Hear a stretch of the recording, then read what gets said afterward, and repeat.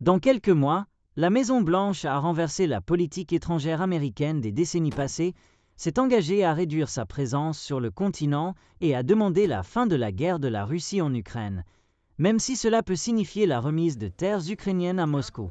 La nouvelle réalité est une réalité à laquelle l'Europe s'adapte encore.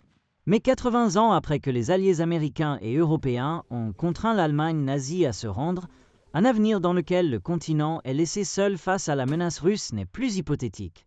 Une course rapide a commencé dans les États membres de l'OTAN en Europe pour préparer le continent à une confrontation possible avec la Russie. La course est gagnable. L'Europe se vante de grandes armées et suffisamment financée pour combler au moins partiellement le vide que Washington menace de créer. Mais les armées en Europe de l'Ouest ont besoin d'un afflux sérieux d'argent. Au cours des dernières années, les investissements ont augmenté, mais il pourrait encore falloir beaucoup de temps avant que l'impact de cet argent ne se fasse sentir. Les pays les plus proches de la frontière russe avancent plus rapidement. L'administration Trump a désigné la Pologne comme exemple.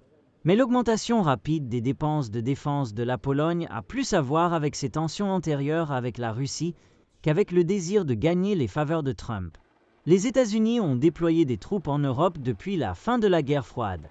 Actuellement, il y a environ 80 000 troupes américaines sur le continent, mais ce chiffre est inférieur à celui du pic de la guerre froide, lorsque près d'un demi-million de troupes américaines étaient stationnées en Europe. Mais le plus grand obstacle pour l'Europe reste néanmoins ses têtes nucléaires.